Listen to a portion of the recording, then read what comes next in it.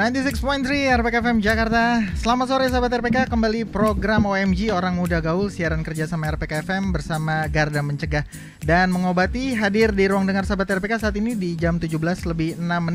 Hari Internasional Menentang Penyalahgunaan Narkoba dan Perdagangan Gelap, juga dikenal sebagai Hari Anti Narkoba Sedunia sahabat RPK atau HANI ya. Ini dirayakan setiap tahun 26 Juni. Nah, tepatnya hari ini sahabat RPK. Hari Anti Narkotika Internasional di Indonesia, temanya kalau ngelihat sosmednya GMDM udah ada tuh Bang Jeff sama temanya itu 100% hidup 100% sadar, sehat, produktif, bahagia. Sedap. Jadi ini enak banget nih bakal ngobrolinnya. Siap. Saya juga tentunya bersama ini mitra lekat saya nih, ada Bang Ibob David dari IPWL GMDM dan juga Youth Leader Gathering. Selamat sore Bang Ibob. Sore Om Daniel. Tumben nggak pakai topi Bang? Ya lagi rambut udah panjang lagi. Siap. Oke, hari ini spesial banget Bang ya? Sangat spesial. Sangat spesial. Jadi saya bahkan sampai tadi sempat sharing dan diskusi dengan Bu Elsie, ya, istri atau pendamping dari Pak Jeffrey Tambayong. Wow, oke. Hari ini spesial, saya bilang sama Bu Elsie. Kenapa? Saya pengen teman-teman audiens pendengar, siapapun di radio Berita Kasih ini tahu latar belakang GMDM. Bener. Siapa Pak Jeffrey Tambayong, siapa istrinya, berapa anaknya, dan seperti apa. Nggak kebalik ya. Berapa istri. Masih berani juga ya. Ya. Jadi hari ini kita mau bawa seperti Hani punya hari ini 2020 Hani 2020 sehat, produktif, hidup 100% kan Pak? Iya, betul ya? Betul. Nah, jadi kita pengen nih yang kayak begini loh, keluarga Indonesia. Oke. Betul ya? Iya, betul. Harusnya begitu kan Pak ya? Betul. Jadi saya sangat exciting, bro. Exciting banget ya. Betul. Sampai lupa memperkenalkan yang datang. Oh iya, belum. Oke, karena Perkenalan ini dulu. sudah bagian dari skenario. Oh, sedap. Oke, di sebelah saya ada hambanya, Bapak Jeffrey Tambayong. Oke. Iya. Di Selamat sore menjelang malam sahabat RPK dimanapun berada. Merdeka. Saya lihat mukanya beliau, wajah beliau itu dari mudanya sampai saat ini Sedap. masih tetap ganteng.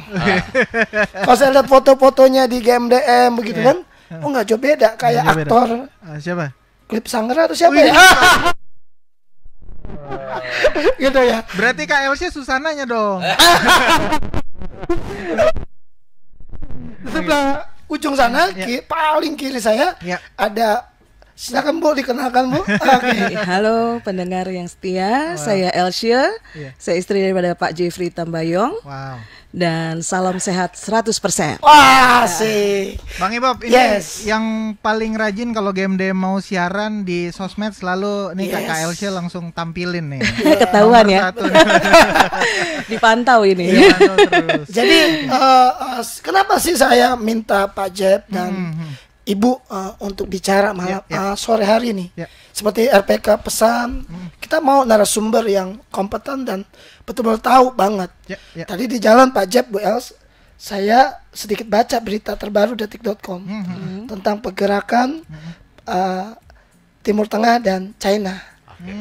Nah, ternyata itu 800 kg, 400 kg begitu ya Pak ya. Dari Pakistan, Yaman, bahkan juga Iran, bahkan China gitu kan. Dibungkus, dikemas begitu rupa. Betul ya? Jadi di kamuflase kayak seolah-olah kayak kunyit asam dan macam-macam, bola.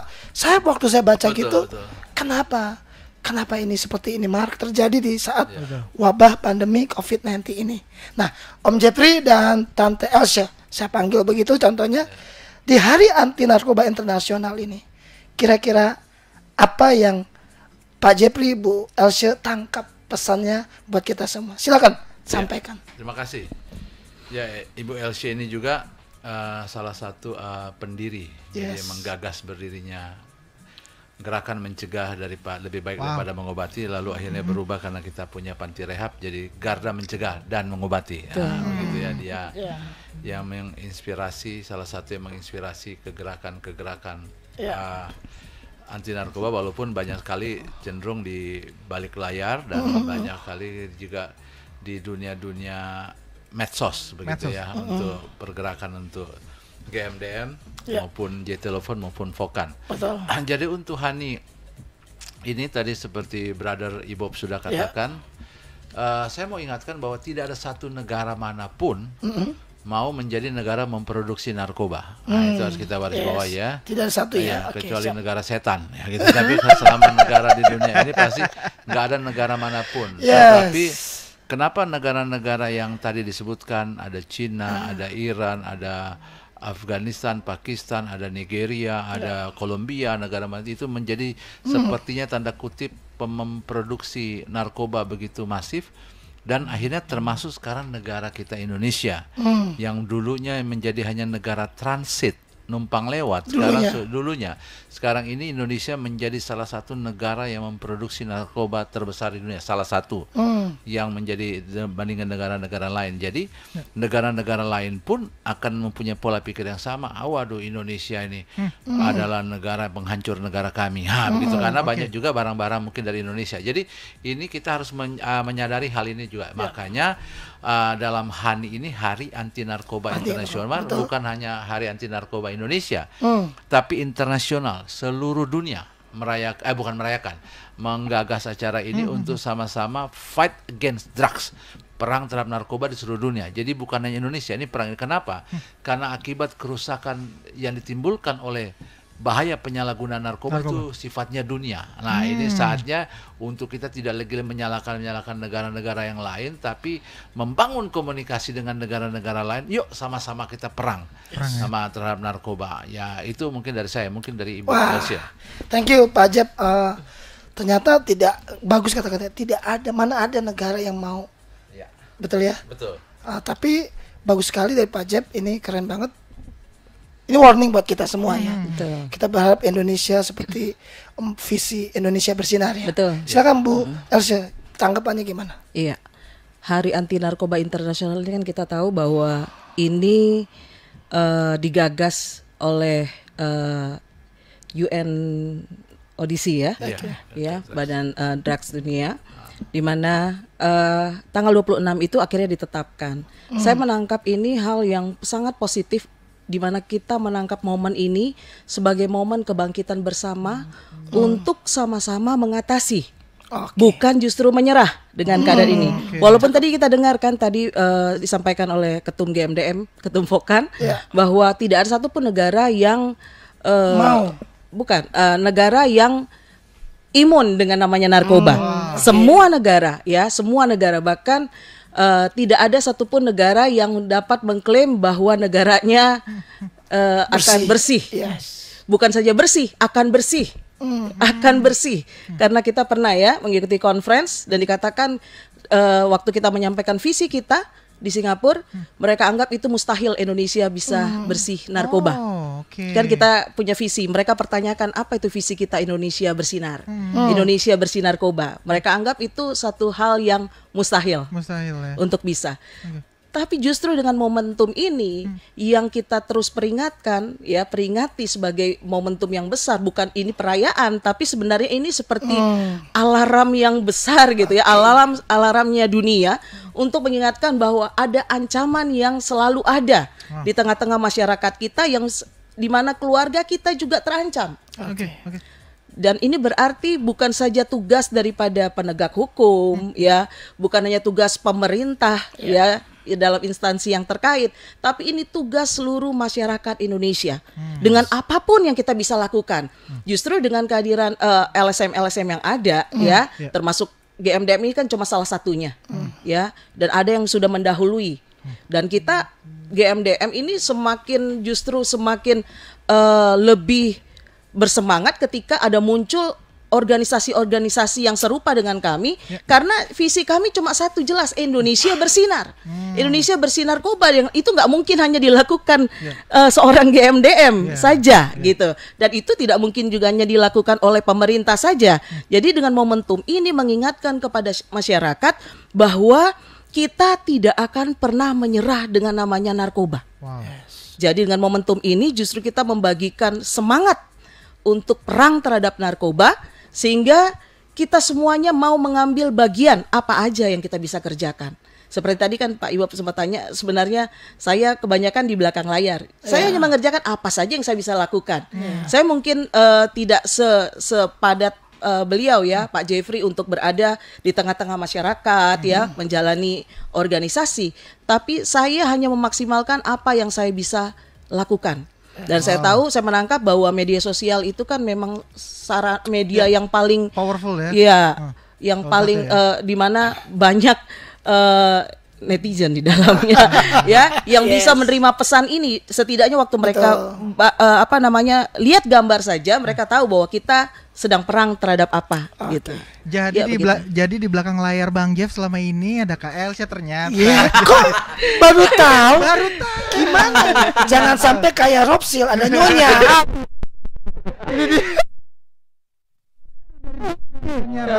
Bro, gimana? Kan sudah dikatakan di balik hebatnya seorang pria. Siap.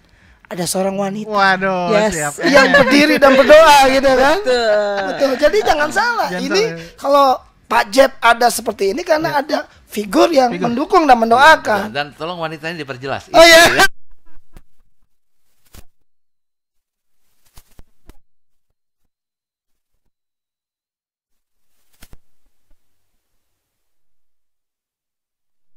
Nanti kita bisa ngobrolin topiknya banyak, dan sedikit informasi karena Bang Jeff dan juga Kak Elsha nih salah satunya juga menangani bidang hukum juga Bang ya. Betul. Jadi nanti misalkan ada pertanyaan boleh disampaikan juga terkait dengan hukum, terutama di penanggulangan narkoba. Setelah yang satu ini kami akan kembali lagi.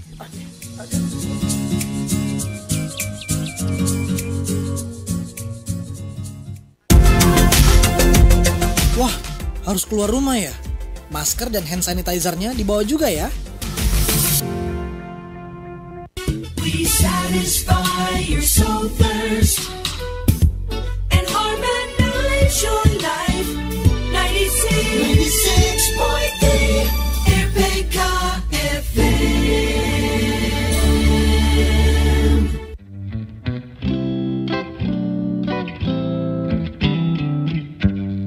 Berdiam di dalam rumah ini denganmu dari malam hingga malam lagi, terkungkung langkah ragu tak kemana-mana.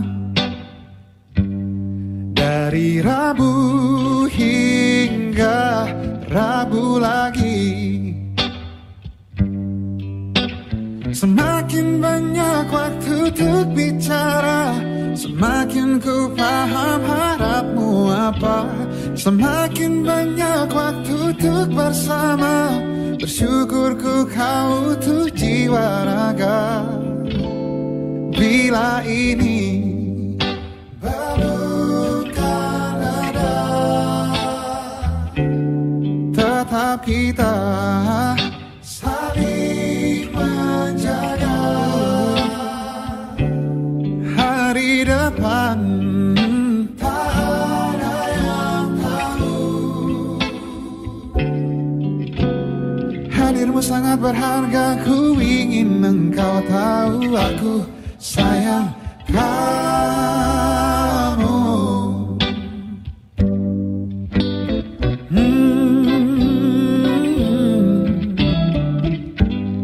Kita di bawah atap lindungan yang sama, menunggu tenangnya.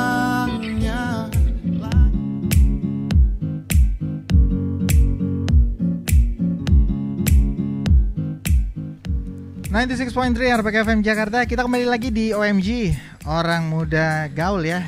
Siaran kerjasama bersama IPWL GMDM, sahabat RPK. Ini jarang-jarang dan karena spesial ya, Hari Anti Narkoba Internasional, langsung ya ketua umumnya gitu ya, sama sutradara di belakang GMDM yang datang langsung ya. Ini jarang-jarang loh, ya ampun. Ada ini bro, ada kata-kata yang bagus dari Bu Els tadi. Apa? Bahwa 26 Juni 2020 ini, 26 Juni ini bukan suatu perayaan harusnya. Iya, betul. Tapi peringatan. Oh, momentum alarm peringatan. ya. Alarm. Warning call ya. Warning Nah, call. ini penting, Bro. Nah, juga tapi 26 Juni juga hari bahagia buat Pak Jeffrey. Oh, kenapa? Karena ulang tahun mamanya. Happy birthday. Sekalian Mama. happy birthday buat Mama Yeni Tambayong. Yeni Tambayong. Tuhan Yesus berkati. Jadi 26 Yang ke 37. 73. Jadi 26, Wow. 26 Juni ini spesial, Bro. Wow. Makanya buat Pak Jeb dan Ibu dan keluarga spesial. Nah, hari ini ternyata juga tadi saya dengar mertua ya atau besan ya jatuhnya. Besan juga ulang tahun ya. Iya, betul. Tuh, saya dengar Wow. kabar Mama juga mertuanya Pak Jeb. Stephen. Ya, Pak Jeb jangan kaget, saya tahu banyak sekarang. Luar biasa. Iya, happy birthday juga buat Mama Itu mertuanya kan tugas Stephen. saya Pak Jeb. Iya, betul. Wow. Jadi ini besannya Bu Elsa dan Pak Jeb juga ulang tahun hari ini ya. Iya, betul. Nah, spesial. Nah, Spesial ya. kita lanjut. Lanjut. Nah, saya suka tuh kalau GMDM tuh suka sharing, suka broadcast tuh ada suatu kata-kata quote bagus bahwa keluarga adalah benteng pertahanan. Iya. Betul ya Pak Jeb ya? Ya, benteng utama Benteng dari bahaya penyalahgunaan narkoba. Boleh gantian Bu Elsa dulu yang Boleh, menjelaskan kata-kata itu. Oke. Iya. Kita tahu bahwa kerusakan narkoba ini memang akan menyasar kepada keluarga-keluarga, Oke. di mana akibatnya bukan hanya orang itu yang menjadi korban, tetapi keluarga juga yang akan menjadi rusak. Oke. Keluarga menjadi korbannya yang harus menanggung bersama-sama. Dan kita tahu memang bahwa keluarga adalah benar-benar satu organ yang paling kecil, yang paling melekat dengan tubuh kita, ya, dimana kita akan hidup lebih banyak, jauh berapa puluh persen ya, bersama-sama dengan keluarga. Makanya penting sekali bagi kita bagaimana kita bisa memperhatikan yang luar kalau yang di dalamnya tidak. Ya, untuk memperkuat GMDM ini dengan visinya, kita tahu betul bahwa memang keluarga adalah benteng utamanya. Maka kita sebut keluarga adalah benteng utama. Yes, thank you. Keluarga benteng utama karena tadi yang paling dekat dengan kita, paling hal yang paling utama, paling dekat ya, melekat. Om Jeb gimana buat Om Jeb? Sering kan disampaikan untuk Om Jeb. Gimana? Jadi gini, keluarga adalah benteng utama karena kita lihat banyaknya pemakai narkoba. Itu cikal bakalnya itu bukan hanya sekadar faktor lingkungan, Betul. kerja atau lingkungan pergaulan, tapi lingkungan keluarga. Nah, terutama anak-anak itu banyak pakai narkoba. Mohon maaf, saya juga seorang ayah. Itu titik permasalahannya dimulai dari ayah. Maka ada survei mengatakan 85% pecandu narkoba pasti punya hubungan yang jelek dengan ayahnya. Itu dasarnya ya. Ayah itu adalah, tapi tidak sedikit juga dengan mamanya, begitunya satu keluarga. Sehingga makanya kami selalu mengatakan bahwa keluarga itu adalah benteng utama. Makanya ciptakanlah keluarga yang harmonis. Amin. Yang harmonis sehingga kita menjadi prototipe, kita menjadi suatu kebanggaan anak-anak kita, dan mereka itu ada dijadikan rumah tangga itu surga. Amin. Kita pasti masuk surga bersama Yesus istilahnya, kalau bicara kacamata iman Kristen atau sebuah agama masing-masing lah kita mengatakan. Nah, tetapi surga itu harus hadir di rumah kita sekarang ini. Jadi suasana surga itu harus hadir sehingga anak-anak itu kalau ada masalah, ada apa, dia nggak curhat hanya ke teman, tapi ke orang tua menjadi brothernya, menjadi sisternya. Jadi kadang-kadang saya pun kalau panggil anak saya, misalnya Stanley atau Stephen, bro, gitu. Jadi papa apaan sih panggil gue bro? Jadi dia suka begitu-gitu. Cuma tujuan saya panggil mereka bro begitu supaya dekat. Dan memang akhirnya mereka curhat sama saya. Pak, saya ada bisa gini-gini. Curhatnya itu, waduh, untung dia curhat sama saya. Kalau dia sampai curhat sama orang lain bahaya. Benar. Seperti itu. Jadi memang inilah. Jadi gini, nggak terlalu harus juga bagaimana. Jadi pokoknya kita harus punya waktu, kualitas time dengan anak-anak kita yang benar-benar menyapa dia sebagai persahabatan. Oke, mantap banget nih sahabat RPK yang belum diundang interaksi tapi udah interaksi. Mau mengingatkan lagi di SMS atau WhatsApp 0815 1800 4-nya 3 kali. Yang mau telepon kalau berani silakan telepon di 021 8000 4-nya 3 kali. Oke, mantap. Dan juga kalau misalnya mau nonton langsung bisa mampir ke channel kita di RPK FM 9630. Interaksinya bisa langsung tulis komentar langsung di kolom komen ya, nanti kita bacain. Ini udah ada beberapa yang masuk. Santai aja. Santai aja. Okay. Ini lagi hot, bro. Oh, hot sih. Sorry. Kenapa hotnya? Saya bilang ini Pak Jeb sama Ibu. Saya teman baik Pak Jeb sejak bisa dikatakan dari tahun 2000-an, 2002, 2004 begitu Pak Jep ya. Nah jadi maksudnya begini, saya lihat beliau dari anak-anak beliau, makanya kemarin Stephen kan manggil saya Om. Om, untung bukan opa. Iya kan. Saya tegur kemarin, Fen, tua banget gue panggil Om. Iya, abang aja, abang ada dia gitu. Tapi kaitannya gini, tadi memang waktu saya diskusi dengan Bu Elsie, saya bilang gini, orang harus tahu bahwa tadi keluarga adalah benteng utama pertahanan. Wow. Betul ya? Oke. Nah, Pak Jep tadi Keluarga, singgung bagus banget bahwa Bu Elsie tadi bilang itu yang paling melekat sama kita. Dan yang kedua ternyata banyaknya anak-anak itu jatuh karena di broken heart. Broken home, betul ya? Sama papanya, sama mamanya, betul ya? Dengan daddy, dengan papi. Dan hari ini juga Pak Jep tadi ngomong bahwa ciptakan surga di tengah-tengah keluarga kita, betul ya? Betul. Nah sekarang saya mau tanya nih, barusan tadi saya ada di kantor GT Lawson. Oh, itu ada kafe kopi. Oh tadi kalau nggak salah ada ibadah juga Bang ya? Ada ibadah pagi ya? Ada ibadah Crown. Tadi ada kafe kopi yang sudah lihat tuh, sudah soft launching besok katanya. Wah, saya bilang ini keren banget. Saya ketemu sama anaknya Pak Jep Stanley. Ten. Yang bungsu tuh. Iya, Ten. Kemarin Stephen udah bicara. Terus besok Michelle Tambayong nih. Lu kapan? Aduh Bang, jangan saya, kata dia gitu kan. Gue fokus aja kata dia di saya. Nah, kita bisa lihat bahwa anak-anaknya Pak Jep dan Bu Elsie pun ternyata mereka bertumbuh natural, alami ya. Passionnya.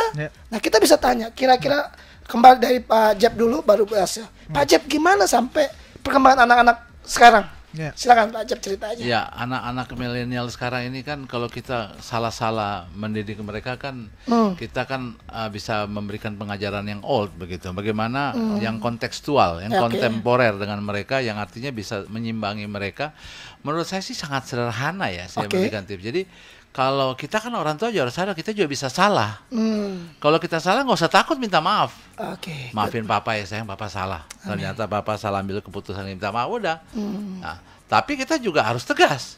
Kamu salah, papa nggak setuju, alasannya gini. Kita jadi kayak diskusi. Oh gitu Pak, iya. Karena gini, kalau kamu ambil langkah ini, menurut papa nih akan gini. Tapi ya terserah kamu.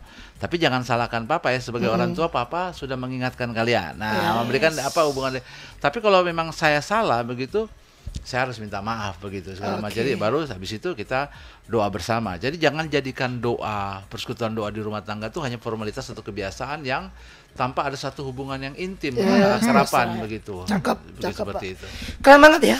Jadi keren jadikan mereka anak-anak itu jadi seperti teman. Betul, teman ya, karena sahabat. mereka ini bukan nggak ada anak-anak saya bukan nggak ada punya banyak kelemahan juga, mereka banyak keterbatasan segala macam. Tapi syukurnya ketika akhirnya mereka juga kalau salah mereka berani minta maaf Pak, aku minta maaf Pak gitu segala macam. Jadi friendly itu dibangun. Friendly, karena daripada mereka cari di luar ya Pak ya. Betul. Betul ya. Gimana Bu Elsie sebagai seorang mama? Lihat perkembangan anak-anaknya sekarang, silakan. Iya, sebagai manusia ya pasti kita terbatas. Satu yang pasti kita terbatas untuk mengawasi mereka. Tapi kita tahu bahwa disinilah peranan kita saat mereka di rumah. Jadi peranan mereka. Kita ya? Iya, peranan orang tua saat mereka di rumah. Good. Karena kan kita juga nggak bisa mencegah mereka untuk tidak boleh keluar, untuk tidak boleh menghadiri acara-acara anak-anak muda seperti biasanya, dan nggak bisa juga membatasi mereka untuk ada di zamannya saat ini dengan mungkin party dan segala macam. Tetapi tugas kita adalah bagaimana ketika mereka pun tanpa di bawah pengawasan kita, tapi mereka memiliki benteng sendiri, yaitu apa? Ketika mereka ada di rumah, selain kita benar-benar melaksanakan peran kita sebagai orang tua yang baik, memang ngobrol sama mereka. Ada banyak keluarga dalam satu rumah tapi nggak pernah ngobrol.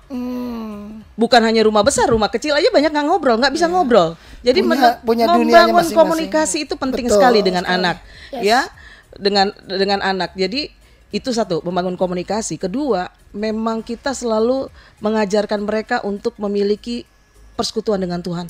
Karena disinilah justru kekuatan kita untuk bisa menjaga anak-anak kita di luar rumah. Ya, karena dengan mereka membangun hubungan dengan Tuhan, kita kan percaya bahwa ini dalam iman kita kan, Kristen sebagai Kristen, waktu kita membangun mesbah kita, kita percaya bahwa Roh Kudus itu tidak meninggalkan anak-anak kita. Wow. Dan penting sekali bagi orang tua untuk tidak hanya menyalahkan, tapi bagaimana menyelesaikan masalah mereka juga bersama-sama. Keren banget. Tidak hanya menyalahkan, tetapi menyelesaikan. Ini keren banget. Jadi ya. quotes ya. Ini Pak Jeb ini memang siarannya nanggung cuma 1 jam. Nanggung. Harus baca. Kita di menit 30 dulu ya. Kembali lagi, OMG akan kembali lagi setelah yang satu ini.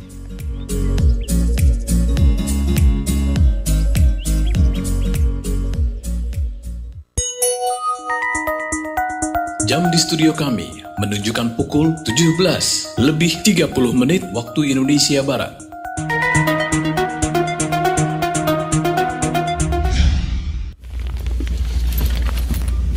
Please dong. Aduh, jangan deket-deket dong.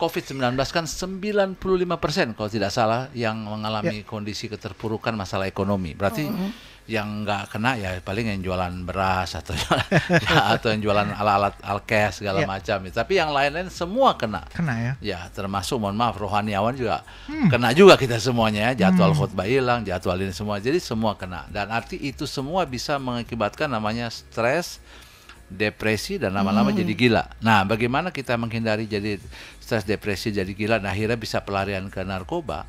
Kata kuncinya satu, bahwa kita harus mempunyai hubungan kedekatan dengan Tuhan, itu yang paling utama. Jadi ketika kita punya kedekatan dengan Tuhan nih, kita akan terus move on, on fire. Maksudnya apa? Kita tahu betul masalah ini pergumulannya akan segera berakhir. Kita tahu betul masalah ini pergumulan akan segera berakhir. Kapan waktunya?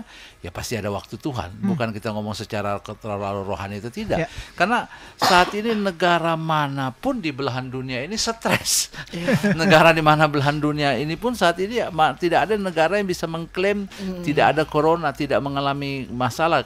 Semua negara. Nah, caranya bagaimana? Dekat dengan Tuhan, maka kita ada kekuatan sehingga kita menjalani hidup itu dari hari ke hari itu dengan sukacita. Nah, makanya timbullah hati yang gembira adalah obat. Hati yang gembira adalah obat. Itu cuma kita dalam Tuhan. Nah, itu aja. Karena mau bilang bagaimana lagi metodenya, bagaimana, karena ya kalau tidak ya kita akan lari ke seks bebas, ke narkoba, ke alkohol, cap tikus, cap kucing, cap apa segala macam. Pokoknya itu narkoba bukan solusi lah ya. Jadi bukan solusi. Jadi mau ketawa karena jadi ngomong cap-capnya. hampir bilang cap ya besil. Ini dari Fendi Roring di Depok. Shalom, selamat sore Pak Jeffrey, Ibu Elsie. Mau tanya dari kacamata hukum, seseorang yang tidak mengetahui bahwa di dalam tasnya dimasukkan narkoba bisa kena jerat hukum apa enggak ya? Terus gimana untuk membebaskannya? Wah, silakan. Jadi fakta hukum tentang narkotika di Undang-Undang 35 tahun 2009 yaitu kalau orang yang ketangkap tangan yang barang bukti ada padanya itu kan udah pasti melekat pada dia, mereka pasal 111, 112, 114, Junto 130, 132. Nah, jadi ini semua selama barang itu ada di tasnya dan masalah dia tahu tidak tahu tiba-tiba ada di tasnya itu urusan lain. Makanya pentingnya bukan kita mempromosikan LKBH GMDM atau JTLPOM tidak. Artinya pentingnya didampingi oleh penasihat hukum manapun untuk supaya kita bisa menjelaskan, karena kan orang yang akan kena pasal 127 misalnya direhab, dia kan harus terbukti positif. Nah, masalahnya ini dia cuma bawa tas teman atau dititipin barang dari teman, nah barang dia tesnya negatif. Berarti kalau tesnya negatif mau gimana bisa dia direhab? Betul. Dia terjebak. Nah, bagaimana membuktikan? Makanya di dalam putusan pengadilan itu ada BAP, berita pemeriksaan di sana, dan tapi yang akan dipakai itu nanti adalah fakta persidangan. Bagaimana tim lawyer, tim penasihat itu bisa membuktikan di persidangan bahwa klien kami ini dia dijebak atau dia tidak tahu menahu. Nah, ini perlu ada pembuktian sehingga hakim yang adalah wakil Tuhan, kan udah tahu kita kalau itu bisa memutuskan seadil-adilnya. Ada kok orang misalnya contoh 3 kilo dibebaskan karena memang dia dijebak, karena dia nggak tahu menahu, tiba-tiba ada juga. Cuma mungkin orang luar tanya, kok gini bisa dibebaskan? Dia kalau memang ketika hakim bebas, walaupun juga mungkin ada juga oknum hakim yang disogok, ada, kita tidak. Tapi kembali lagi tentang hal ini, bagaimana itu perlu pembuktian. Makanya penting juga, makanya kalau kami penyuluhan P4KN, pencegahan, pemberantasan, penyalahgunaan dan peredaran gelap narkoba, kami selalu mengatakan kalau udah tahu temanmu pemakai, temanmu tidak kenal, nitip sesuatu atau bagaimana, itu waspada. Jangan lah. Ya jangan, nanti ketika ditangkap atau bagaimana, kan polisi nggak mau tahu, barangnya ada di kamu. Urusan kamu bilang dari Ana, dari Unu, dari ini, itu urusan nanti. Polisi akan segala macam nanti. Tapi sementara barang ada di kamu, makanya sebelum terjadi itu jangan bilang dijebak. Tapi ingat juga, banyak juga para anak-anak pemakai jangki ini selalu kalau ketangkep saya dijebak, padahal sih alasan klisenya dijebak, padahal menjebak sendiri ya gitu. Seperti itu. Tapi supaya gitu. Jadi tetap harus didampingi oleh ini, harus didampingi supaya memberikan pemahaman hukum yang jelas. Karena kan pertanyaannya bagaimana untuk membebaskannya, itu bro. Jadi Bro Fendi Roring dari Depok, itu jawaban dari Pak Jeffrey Tambayong. Oke. Kita lanjut ya. Ada William di Kalibata. Selamat sore semua. Apakah rendah dan tingginya vonis hukum pengedar narkoba ditentukan dari seberapa banyak narkoba yang dimiliki, juga dari berapa lama dia mengedar? Untuk yang hukuman mati, sampai di batas mana dia akan kena hukuman mati? Wah, silakan Bu panjang Elsie atau Pak Jep mau apa? Oke, siap. Langsung bidang. Jadi gini, tidak memang secara SEMA, surat edaran Mahkamah Agung, SEJA, surat edaran Jaksa Agung, Perber, peraturan bersama, ya, ada TR Kabar Reskrim juga. Waktu itu zamannya Pak Anang Iskandar, waktu itu sebagai Kabar Reskrim sebelum dia jadi kepala BNN. Memang sudah jelas ada ketentuan-ketentuan, contoh sabu di bawah 1 gram, lalu 8 butir ekstasi, 5 gram ganja dan lain sebagainya itu dikategorikan sebagai pemakai atau penyalahguna. Tapi kalau di atas itu dikategorikan sebagai pengedar dan lain sebagainya. Nah, tapi belum tentu juga yang cuma 1 gram itu harus memakai, bisa aja pengedar cuma ada 1 gram. Ya, bisa aja seperti itu. Tapi bukan berarti juga yang 1 kilo itu udah pasti pengedar. Yang tadi saya bilang bisa aja dia dijebak, dia nggak tahu menau apa segala macam. Tapi dalam masalah hukum segala macam tentu kembali lagi ini akan dilihat di fakta persidangan. Akan dilihat handphone dia. Saya nggak akan sebutkan. Kami pernah punya klien yang kedapatan sampai 1 kilo. Rentutnya itu 14 tahun rentut rencana tuntutannya. Tapi kita bisa membuktikan di persidangan itu apa yang kita buktikan bahwa memang orang ini dia seorang tukang ojek. Tukang ojek. Dari akhirnya rentutnya 14 tahun tapi vonisnya bebas murni. Harusnya 14 tahun diputus 10 tahun atau itu aja kan jaksa bisa banding segala macam. Akhirnya waktu itu jaksa banding juga. Tapi orang bertanya ini bagaimana? Padahal kalau mau bilang mungkin dia orang kaya raya, enggak, tukang apa orangnya terbatas. Motornya masih cicilan, dia cuma karena dia nganter. Tapi ada 2 orang, satunya itu yang punya bandar besar itu dia rentutnya 16 tahun, putusnya 14 tahun. Tapi yang temenin tukang ojek ini karena yang udah ketangkep ini bilang tahu, tukang ojek ini tahu juga. Nah, kita lah di sidang itu kita membuktikan pembuktian, kita bisa membuktikan ini alat buktinya ini yang sampai jadi P21 akhirnya disidangkan.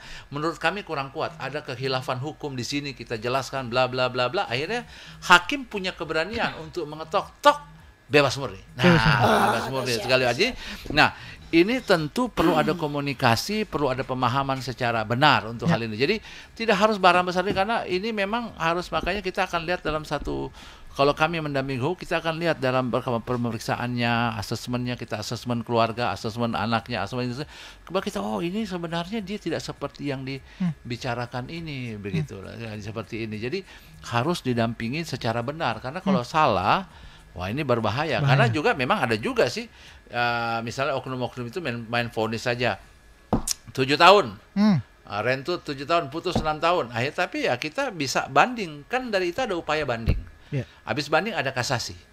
Ada kasasi, ada PK, peninjauan kembali. Nah, ada upaya-upaya hukum. Dan PK pun di atas PK juga kan diperbolehkan. Keputusan MK memperbolehkan PK di atas PK asal ada novum, ada alat bukti baru.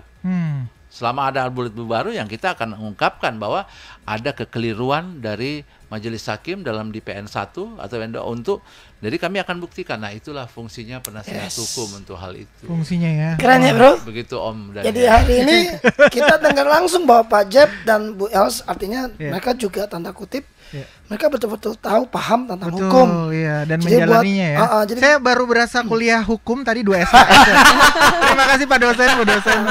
Jadi keren ya. Sama-sama nah, belajar. Ini pertanyaan cukup banyak, Bro. Masih ada waktu. Oke, kita masih ada lanjut waktu. Kita di 45 kita break dulu 1 menit. Abis itu kita kembali lagi karena abis ini kayaknya lumayan ini ya.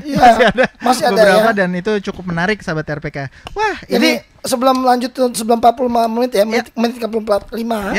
Jadi Pak Jeb dan Bu Els, ternyata memang banyak orang di sana, teman-teman kita, audiens itu tentang hukum ini penting. Penting ternyata ya, edukasi soal hukum ya. Salah satunya adalah tadi pendampingan. Pendampingan hukum. Betul ya? Betul. Nah, GMDM hadir dengan GT Law Firm-nya. Wah, sedang. Dan LKBH GMDM. Dan LKBH. GMDM. Jadi ada rehabnya, IPWL-nya juga, terus kemudian dari LKBH GMDM. LKBH GMDM namanya. Iya, yang satu lagi JT Law Firm. JT Law Firm. Lengkap sudah. Kapan? Di Jumat keberapa kita ngomongin hukum aja? Oke, siap. Oke, setelah yang satu ini Sobat RPK kami akan kembali lagi.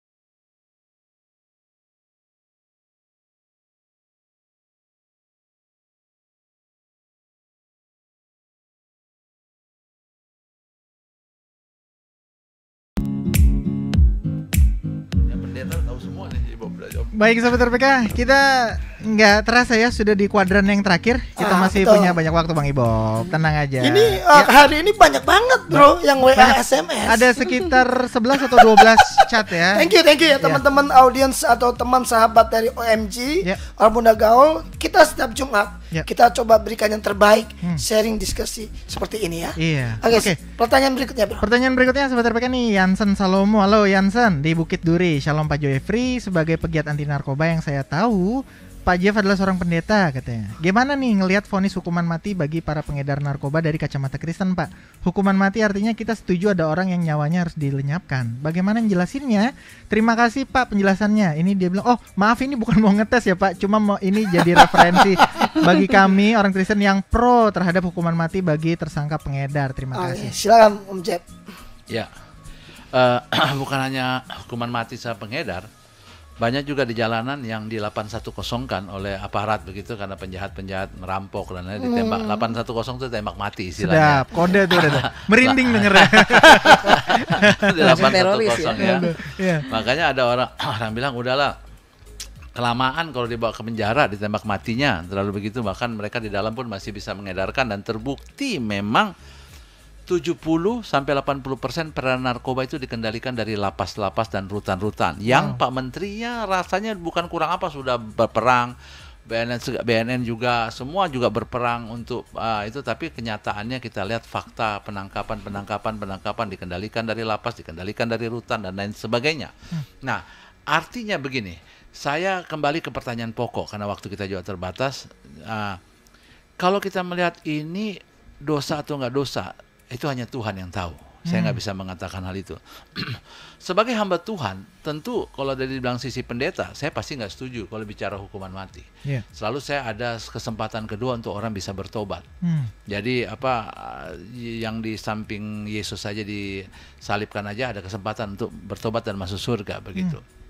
Tetapi bicara hukuman mati kan, ini bicara undang-undang. Nah, undang-undang di Indonesia kan mengizinkan hal tersebut. Jadi hukuman mati itu adalah bagian daripada penerapan hukum yang harus diperhatikan supaya tujuannya apa? Orang jangan berbuat lagi seperti itu. Nanti konsekuensinya kamu akan ditembak mati, dihukum mati. Tetapi kalau ini justru tidak ditegakkan, maka dianggap boneka. Jadi hukuman di Indonesia ini cuma sekedar sandiwara dan lain sebagainya. Harus diingat begini, banyak orang berpikir hak asasi manusia para bandar. Saya sepakat. Kita harus menjunjung hak asasi. Tapi pernah nggak berpikir satu hari 40 sampai 70 orang mati, satu tahun itu hampir 20.000 orang mati sia-sia di Indonesia karena narkoba, OD, overdosis. Jadi hampir 20.000 orang ini pernah nggak terpikir hak asasi mereka juga yang terampas oleh para bandar, yang dihancurkan oleh para bandar. Gak banyak hamba-hamba Tuhan teman-teman, oh emang segitu banyak yang mati? Ya memang banyak. Narkoba ini mati karena, jadi gini, karena memang banyak membela hak asasi manusia. Bukan saya anti hak asasi, saya juga mendukung. Kita juga ada penjangkauan, makanya kita ada pergerakan-pergerakan penyelamatan anak-anak korban pencanduan. Bahkan saya punya visi di 540 rutan dan lapas, kurang lebih 500. Jadi mereka nanti selama udah mau keluar penjara, bagaimana kita bina ketika mereka keluar, mereka tidak lagi masuk lagi, tidak relapse lagi. Jadi bagaimana kita dengan koperasi GMDM, koperasi bersinar namanya, generasi bersinar, kita membuat caranya supaya mereka nggak itu. Jadi sisi kemanusiaan kita tegakkan, tetapi untuk penegakan hukum yang kami harus katakan, kalau memang nggak boleh ada hukuman mati, dirubah di amandemen undang-undang tersebut, tidak boleh ada hukuman mati. Misalnya contoh hukuman terberat 100 tahun, 200 tahun, atau bagaimana, terserah. Tapi ada undang-undangnya dirubah. Tapi selama undang-undang itu masih ada dan tidak kita laksanakan, saya mau pastikan maka kita akan dilecehkan. Jadi Indonesia dianggap surganya para bandar kayak begitu. Jadi kayak formalitas saja hukumannya begitu. Jadi takut nanti dikena sanksi ekonomi, takut dikata-katain negara lain segala macam. Makanya kalau dari sisi hak manusia, tapi kalau dari sisi keluarga-keluarga korban, Pak kapan ya Indonesia kayak Filipina? Kenapa? Kayak Duterte loh Pak. Kami tidak mau orang cuma simbolis saja. Jadi apa tembak? Kalau perlu nih, kalau keluarga yang para korban, Pak dosa kami tanggung, kasih kami pistol, kami tembak para bandar. Kalau memang aparat takut, kasih kami. Karena keluarga kami hancur, rumah tangga hancur, segala macam ada. Ini sekali lagi, jangan hanya melihat secara sempit bahwa ini hak asasi manusia dan lain sebagainya. Lihatlah secara gini, penanganan narkoba makanya harus dari hilir ke hulu. Jadi penanganannya dari regulasi pemerintah maupun swasta. Dilibatkan dan dari stakeholder sampai ke bawah. Jadi artinya kita sebagai orang Kristen harus smart dan cerdas melihat hal ini. Jadi kalau memang hukum ini ya ditegakkan, karena kalau tidak ada penegakan hukum maka jangan gini, jangan akhirnya kita setuju ketika keluarga kita udah jadi korban. Overdosis karena narkoba baru kita bilang tembak mati ya udah terlambat, udah mati duluan begitu keluarga kita. Karena narkoba ini lebih bahaya sebenarnya menurut saya daripada COVID-19. 1 tahun hampir 20.000 orang meninggal. Coba sekarang COVID ini udah berapa bulan? Berapa? Ada nggak 10.000 yang udah meninggal? Enggak kan? Yang kena mungkin udah hampir 50 ribuan. Tapi yang udah meninggal. Nah, kalau yang kena sekarang kan udah jutaan di Indonesia kalau narkoba. Tapi yang meninggal hampir 20.000 orang. Nah sekarang di Indonesia ini kan cuma kan ini dia. Tidak kita menjadi salah yang jadi utama begitu. Memang daya virusnya tidak sekuat COVID, cepat sekali. Tapi daya pembunuh, daya hancurnya lebih hebat dari COVID sebenarnya. Narkotika yang overdosis seperti ini. Jadi ini harus jadi perhatian kita bersama. Ini pertanyaan tuh bukan cuma di WA situ, bro. Oh gitu ya? Ini di WA gue banyak pertanyaan. Gue bilang aku masih siaran nih, gue bilang gitu kan. Oke, buat Om Roy Om Roy di daerah Tebet. Ini saya sampaikan kepada Pak Jeb dan Bu Els. Beliau tertarik tentang tukang ojek tadi, Pak, yang bebas murni. Nah, dalam masa penahanan beliau itu ada mungkin berapa minggu, dikatakan kalau sebelum bebas murni kan masih ada penahanan tuh, bisa 3 minggu kalau nggak salah. Atau ngalamin nggak beliau mau tukang ojek itu sempat ngalamin masa penahanan? Dia ditangkap. Berapa lama? Dia hampir 3 bulan, 21 hari tambah 21 hari baru itu sidang. Kejadiannya pas lagi pandemi ini atau? Oh enggak. Oh enggak, Om Roy. Dia nanya apakah dapat bansos atau enggak di masa pandemi begini. Om Roy shortcut ini. Enggak ya, ini bukan masa pandemi ya. Oh enggak, jadi dapat bansos dari Kemensos enggak? Begitu pertanyaannya. Kasusnya kurang lebih 3 tahun yang lalu. Oke, ya jadi Om Roy udah dijawab nih ya. Oke, nah ini ada pertanyaan yang bagus lagi di bawah, coba bro. Ini soal tembakau gayo, itu bakong gayo, itu termasuk tanaman yang mengandung zat psikotropika atau enggak? Jika ya termasuk golongan apa dan kena pasal berapa jika ketahuan pakai? Oke, gini. Kalau kita kan ada zat psikotropikanya, kami nggak bisa menjawab. Walaupun secara itu saya tahu hal-hal ini, cuma saya tidak berani menjawab karena itu harus penelitian dari Depkes. Harus Depkes yang memberitahukan hal ini, karena kalau saya ngomong nanti saya disul lagi untuk kayak gini-ginian gitu ya. Tapi apakah itu golongan apa? Yang pasti gini, contohnya kayak gorila. Gorila kan nggak ada di Undang-Undang 35. Tapi ada Permenkes, akhirnya Permenkes, makanya polisi atau BNN bisa menangkap orang pemakai gorila. Dulunya nggak bisa ditangkap. Makanya ini perlu ada penelitian Permenkes. Kalau Menteri Kesehatan dan tim kedokteran melihat, oh ini ternyata kalau salah penyalahgunaannya bisa ini. Tapi memang kalau mau menarik nih, kalau saya kembangkan dari pertanyaan ini, sekarang rokok rokok itu pembunuh nomor 1 di Indonesia itu bukan narkoba, rokok. Kalau tidak salah ada 1.172 orang mati kata data WHO ya, ini udah beberapa tahun yang lalu. Jadi kan di dunia ini pembunuh nomor 1 kan di dunia ini salah satunya rokok, selain kanker dan lain sebagainya. Bukan COVID nomor 8 atau nomor 9 kalau pembunuhan ini. Nah kenapa rokok berbahaya nggak? Berbahaya, harusnya. Makanya tujuannya ada daerah smoking area, karena ternyata yang merokok itu lebih gampang mati orang yang perokok pasif, bukan yang aktif. Jadi orang yang ada di lingkungan orang yang rokok, orang yang sudah sering rokok udah tercipta imun sendirinya. Orang yang cuma sekali-sekali ngisap rokok itu lebih cepat matinya katanya begitu. Jadi makanya nggak boleh merokok. Nah kembali lagi, kalau hal ini kena pasal berapa belum ada diatur di pasalnya ini. Tapi harus diamandemen undang-undangnya begitu ya. Tapi hanya Depkes yang boleh berhak atau BNN mengeluarkan. Thank you Pak, ini keren ya. Jadi nanti kalau misalnya Bang Jeff udah jadi Menkes baru tanya. Lanjut bro.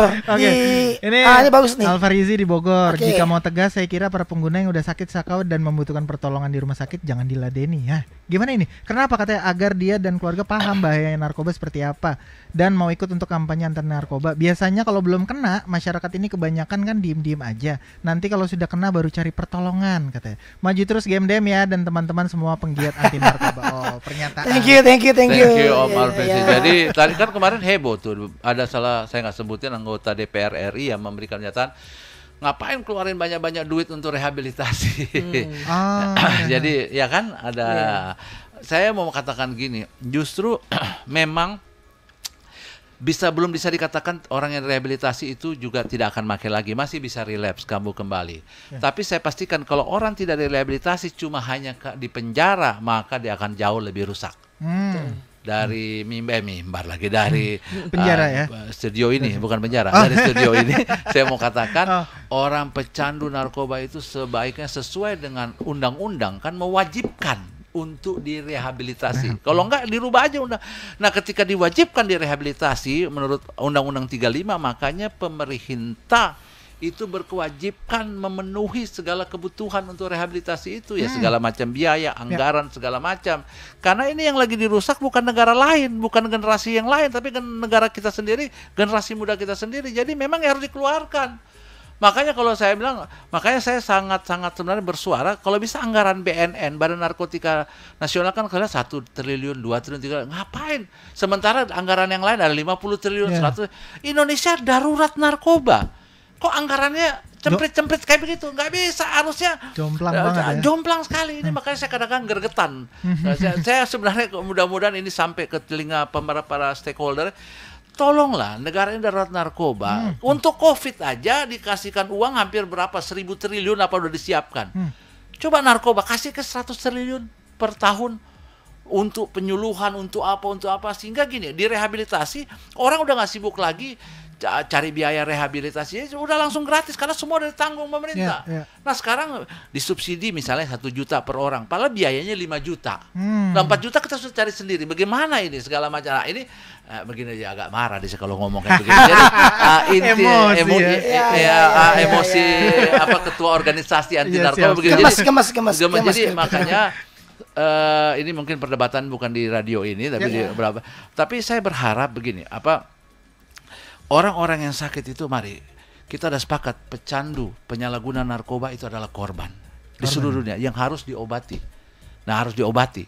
Ada biaya nggak? Ada dong biayanya. Tapi kan kayak orang masuk ke Cipto gratis dong karena dibiayai oleh pemerintah. Nah orang masuk di rumah sakit Cikini atau Carolus bayar dong karena swasta begitu kan. Makanya kalau mau dibikin Carolus Cipto semua ya berarti harus ada anggaran khusus semua. Jangan kita dikit-dikit melihat uang dikit-dikit. Jadi saya curiga, saya takut kalau istilah di firman itu ada yang tukang menilai uang akhirnya nimpe uang itu sendiri juga gitu.